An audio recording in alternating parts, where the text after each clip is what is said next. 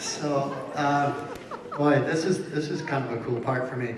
I get the honor and the privilege to introduce to you, as our guest speaker, a dear friend, and really kind of she's a teacher for me.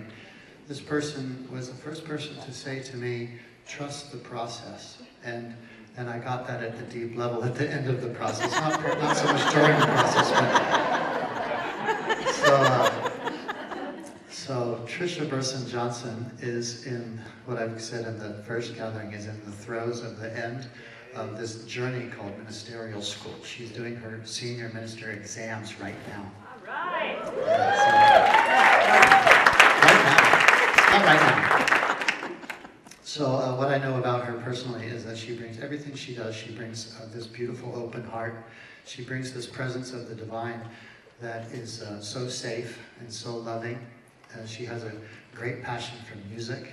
She has a passion for using improvisation as a spiritual tool, a tool that can kind of let go of our inner critic and just let our authentic self shine. She's such a dear friend. Please welcome to the platform our own Tricia Burson-Johnson.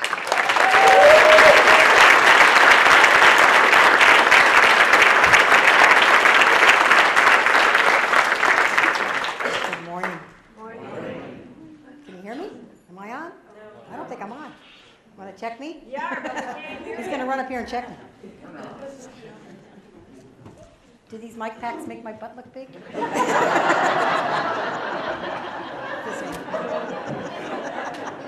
Okay. Well, see, we just flow with it, right? We all breathe. I can talk loud, however. Are we there yet? No. I can use a handheld if we need to. Yeah, we're going to do that. Pardon me while I disrobe. How's that? Oh, there we go. Oh, man, now I can't use my other hand. What am I going to do? My mom and I joke that if our hands are tied down, we can't talk. So good morning. Good morning. Knock, knock. Who's there? Two. Two. No, to whom? Sorry. I know. Did I shame you just a little bit, because you got your grammar wrong? Well, that's a perfect segue, because today we're talking about shame. Whee! So this Brene Brown book, The Gifts of Imperfection, is very powerful. And today I'm going to be talking about things that get in the way. And this comes from her section where she really speaks about shame and how shame gets in the way. It gets in the way of us living that authentic, real, connected life, that courageous life, that compassionate life. She says that shame is the intensely painful feeling that we are flawed and therefore unworthy of love and belonging. I'll read that again. Shame is the intensely painful feeling that we are flawed and therefore unworthy of love and belonging. Does that resonate? We all feel shame. We all feel it. So I'm going to be throwing a lot of information at you today. A lot of great quotes, a lot of good stuff, and I don't want you to get all preoccupied with trying to remember it or having to write it all down. So on the way out the door, you get a lovely little synopsis of all the stuff that I've talked about today. So you can just be present. You can be here now and not have to, that was good, I gotta write that down. So when we feel small, when we feel hurt, when we feel vulnerable, we tend to go into silence or keeping secrets. We go into the darkness. We become unconscious. Guilt, she says, means I did something bad. Shame means I am bad. So guilt I can do something about. Guilt, I can learn from what I did, I can move forward, I can grow. Shame, if I am bad, I can't do anything about that. So we're going to talk about how we can diffuse this shame idea and get rid of it. We can build some resilience around it. So I'm going to tell you a little story. A while back, my husband and I were on a vacation with some friends in Baja, and we were driving home on the way in these back roads in the middle of nowhere, and I needed to use the facilities, like you do. And so I said there was nothing around, we're in the middle of nowhere, and I said, just pull over to the side of the road, I'm fine, I'll do my business, and go on our way, it'll be great. So we pull over into a turnout, and I get out of the car, and I'm wearing just a shift dress. It's hot, I've just got a dress on, it's just basically like a nightgown, but it looks pretty. So, how those are. So I get out of the car, and Will says, do you need any help? And I said, oh no, I'm a camper from way back. I know how to squat and go do my thing, So he says, okay. So I, crouch down, do my thing, and then I realize in that instant, as a truckload of guys pulls into the opposite turnaround on the other side, huge, like 15 guys in a truck, and I'm there, and I realize my dress is perfectly cupped underneath me as a reservoir.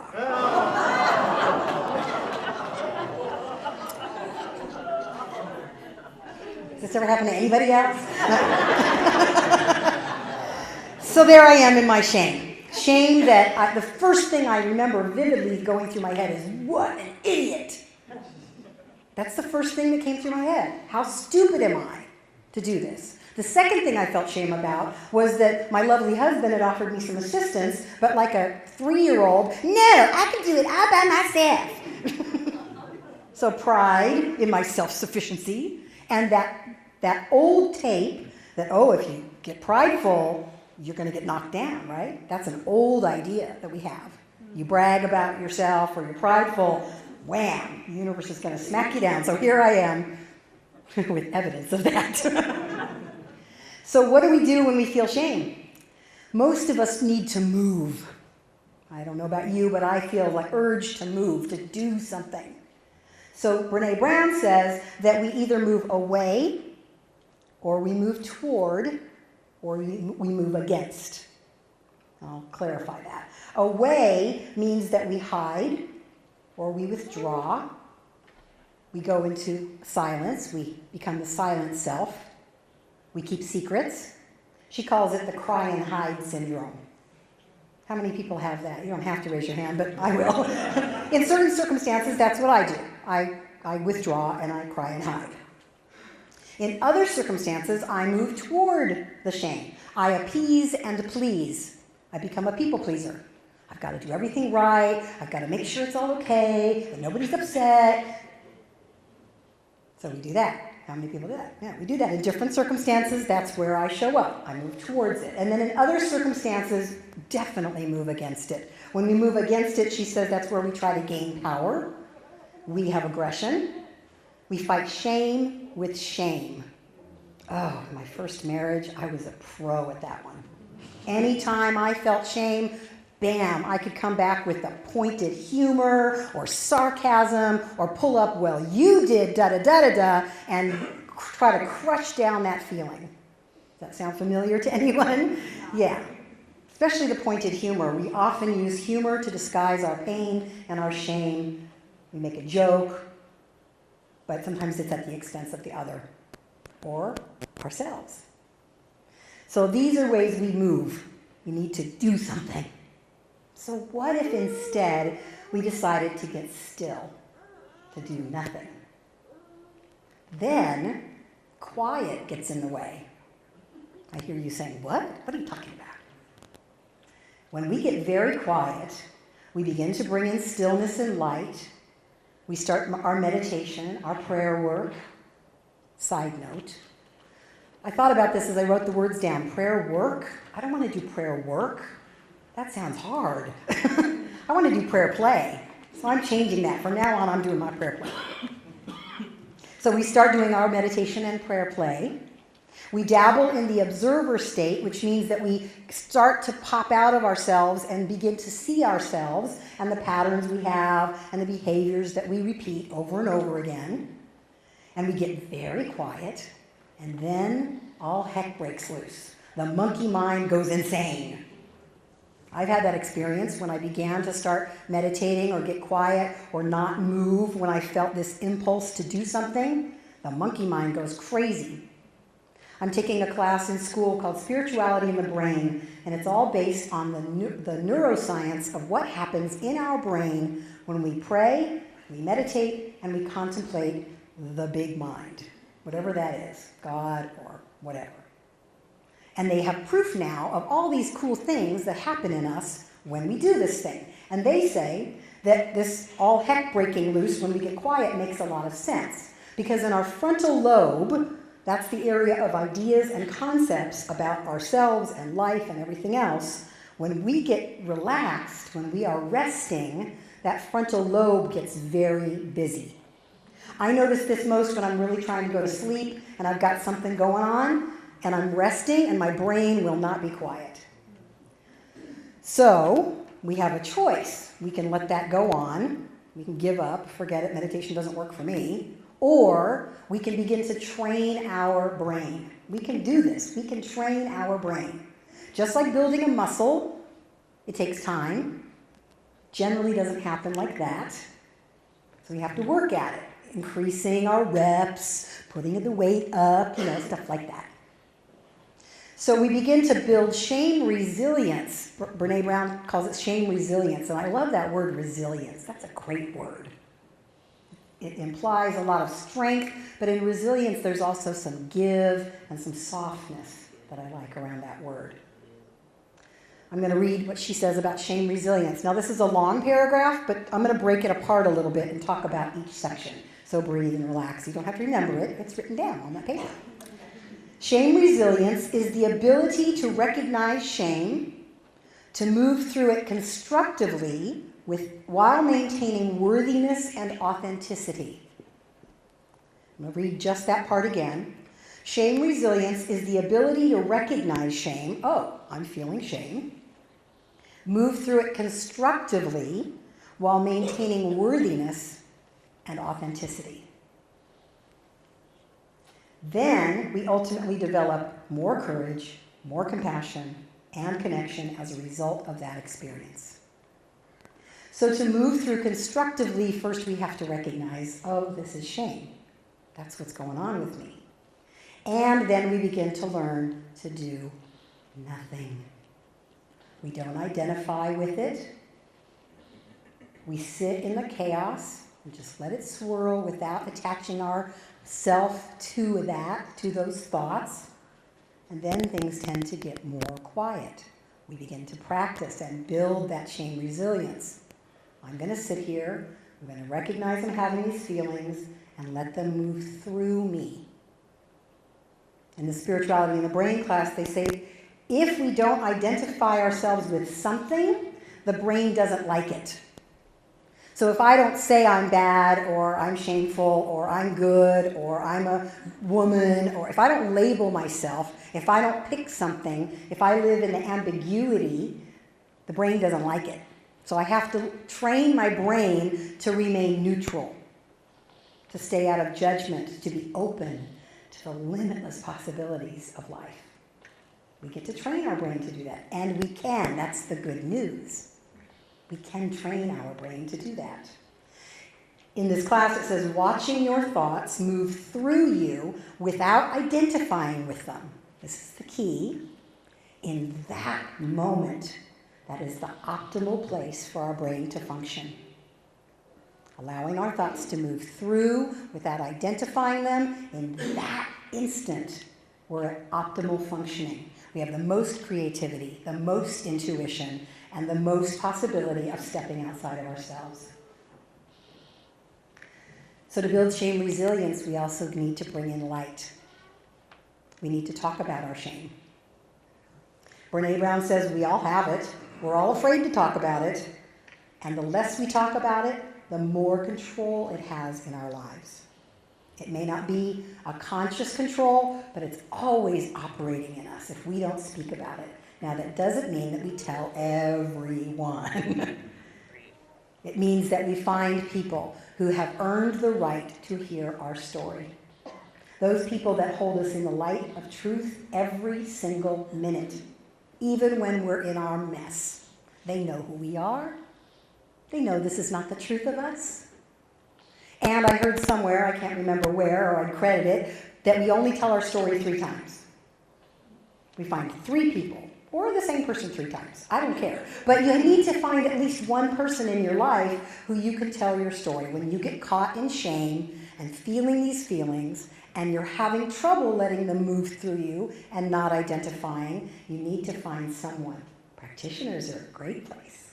Nice little plug there. And the presence process is another great place to learn, to train our brain to sit in the quiet and then let the monkey mind start going and then just breathe and breathe and breathe and let it move through us. So we're going to do a brief process. I'm going to invite you to take a breath. Close your eyes if that's comfortable for you. The reason we close our eyes is it helps to block out all the other input from our senses. Helps us to go inside. So I'd like you to imagine a time when you felt shame. It doesn't have to be the most biggest dramatic one. It could be that time you cut that guy off on the freeway and you were embarrassed by that. Or the time you snapped at someone you love. You didn't mean to, but you did. Where do you feel it in your body? Where does shame show up for you? My face gets hot and my heart starts beating really fast. And maybe just for a minute, just rest your hand on a spot that shame wants to show up and you feel it. And then ask yourself the question, who do I become? How do I protect or defend myself? Do I cry and hide? Do I become a people pleaser? Do I become mean and nasty? Sometimes all 3. Third question, who do you call to work it through? To tell your story, to be heard without judgment. Breathe. The last question. What is the most courageous thing you can do when you feel small or hurt or vulnerable? Usually it's the opposite of our first instinct. Take a breath. Come back into the room. So when I was stuck there, crouched down with my reservoir, I had a choice. I could fall apart, I could be humiliated, I could let it ruin the rest of my day, or I could get on with it. So I very calmly said to my husband, "Dear, would you open the trunk and get my suitcase and pull out another easy shift dress? Because I'm just going to drop this one right here, and you're going to put the other one right over my head, and we're going to get on with our trip." Because what else can you do, right? I could stay stuck in it, or I could move through. I choose to move. I choose something different. I choose to not identify with my shame. I still feel it. It still comes up. I'm human. And these days, more often, I have the opportunity to catch myself. Oh, wow, I'm reacting from shame. I can choose something else. I can choose not to identify with this. I start where I can. That's all we can do. So I want to reference this reading a little bit. I love it. Could I just let it go? Could I abandon my position that I am bad, my position that I'm flawed or unlovable? Could I open my clenched fist and allow whatever is held there to drop to the floor? Just drop to the floor. And I love this. When you have no position left, when you are the village idiot, how does the world smell to you now? I don't know about you, but I've had lots of times in my life when I've been embarrassed and humiliated and felt shame. We're human. It's normal. But what do? How do we move? How do we get quiet? How do we build those muscles so we know who we really are?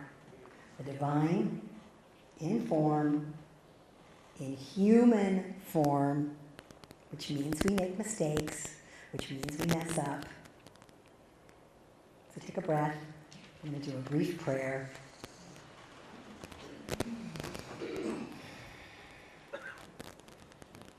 I feel this divine presence moving in and through and as my life, and as the life of each and every person here. I feel this divine expression showing up in so many amazing, unique, and wonderful ways.